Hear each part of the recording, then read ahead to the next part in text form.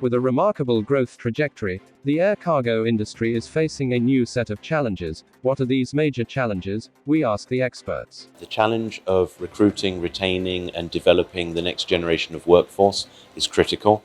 So we have to effectively take the message of what the value that air cargo brings, and we have to translate that value in much more effectively into getting into the hearts and minds of that next generation of workforce. Virtually all parts of the world, it's quite crazy times.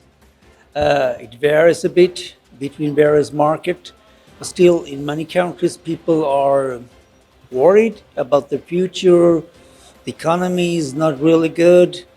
In Europe, it's energy prices, inflation, war in Ukraine, and for the airline industry, well, it's still pretty good times, but also many worries because companies don't know where we'll all end. The history of air cargo is volatile, right? It's the most expensive transport mode. You only use it when you have to, and that means that it's constantly changing.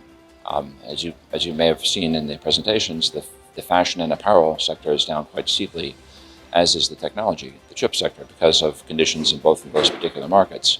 In other cases, as we resume auto production, we see more auto parts because it becomes necessary to get the right part in the right place to keep the factories going.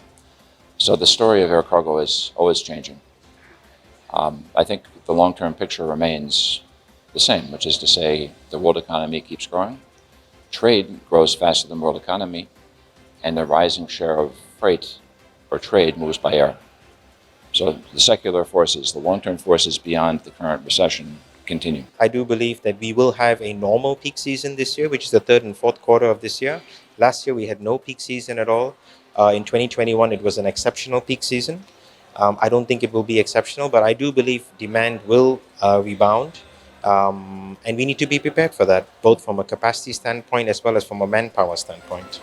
Industry veteran Vipin Vohra believes that the national logistics policy is essential to resolve inter-ministerial conflicts. There were a lot of issues inter-ministerial and we were not getting any solution. Now with the NLP policy, we can go, we can file our complaints. If we have any issues, we can put it on the ULIP or